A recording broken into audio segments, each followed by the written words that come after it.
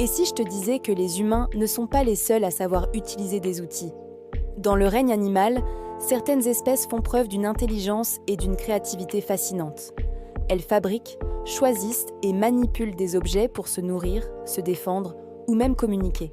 Aujourd'hui, on plonge dans un monde où la frontière entre instinct et réflexion devient floue, celui des animaux qui utilisent des outils. Quand on parle d'outils, on pense souvent à l'homme préhistorique taillant une pierre ou allumant un feu. Pourtant, dans la nature, de nombreux animaux ont eux aussi développé cette capacité étonnante. Utiliser un objet pour accomplir une tâche précise.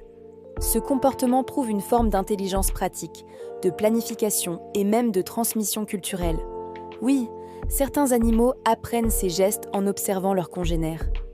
Commençons par un champion bien connu, le chimpanzé. Ces primates sont de véritables ingénieurs.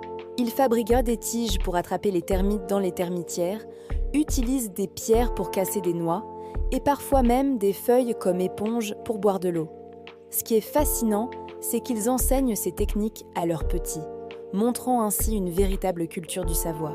Chaque groupe de chimpanzés possède d'ailleurs ses propres traditions d'outils, transmises de génération en génération. Autre singe remarquable, l'orang-outan. Dans les forêts d'Indonésie, il utilise des branches pour tester la profondeur de l'eau avant de traverser une rivière. Il se fabrique aussi des parapluies improvisés avec de grandes feuilles pour se protéger de la pluie. Ces comportements montrent une capacité d'anticipation rare. Il ne sait agit plus seulement de réagir à un problème, mais de le prévoir. Mais les primates ne sont pas les seuls à maîtriser l'art de l'outil. Certains oiseaux sont tout aussi impressionnants. Le corbeau de Nouvelle-Calédonie, par exemple, est connu pour tailler des branches ou des feuilles afin d'extraire des insectes cachés dans les troncs. Mieux encore, il adapte la forme de son outil selon la situation.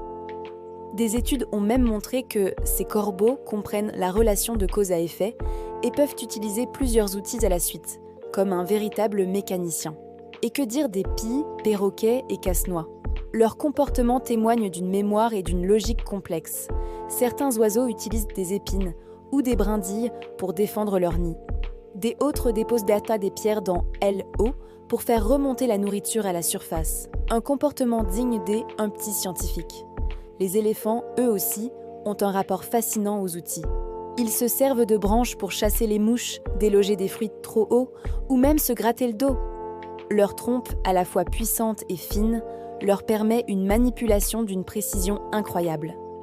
Dans certaines observations, des éléphants ont même bouché des trous dans les clôtures électriques avec des morceaux de bois pour ne pas se blesser en passant. C'est une véritable stratégie réfléchie. Passons maintenant à un monde bien différent, les océans.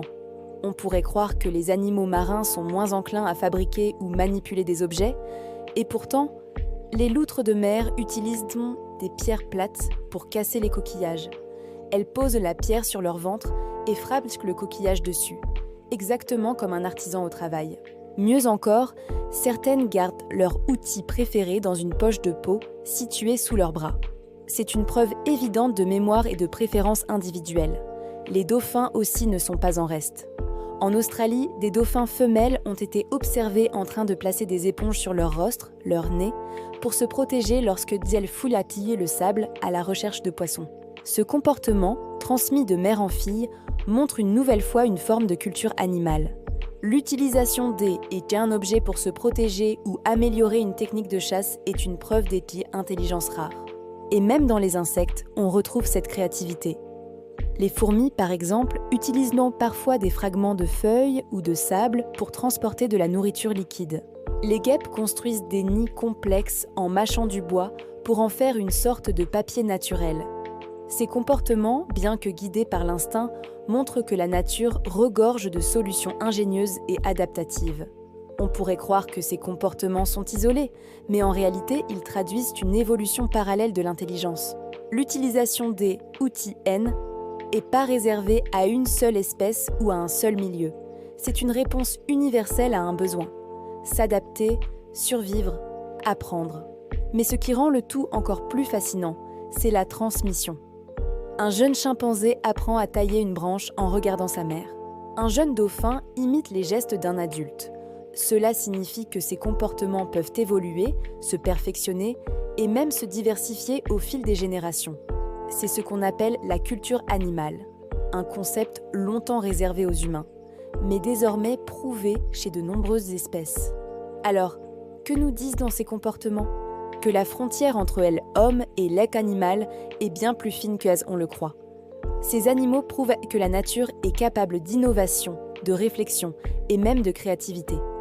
L'intelligence ne se résume pas à parler ou à écrire, mais aussi à s'adapter, inventer et apprendre de son environnement. La prochaine fois que vous verrez un corbeau manipuler un bâton ou un dauphin jouer avec une éponge, souvenez-vous, vous êtes en train de observer un des plus beaux exemples de génie naturel. L'évolution n'a pas réservé la logique ni la ruse aux humains. Dans chaque espèce, il existe une forme d'intelligence, souvent discrète, mais profondément fascinante. Et vous, lequel de ces animaux vous impressionne le plus ? Celui qui fabrique, celui qui planifie ou celui qui enseigne ? Quoi qu'il en soit, une chose est certaine, la nature n'a pas fini de nous surprendre.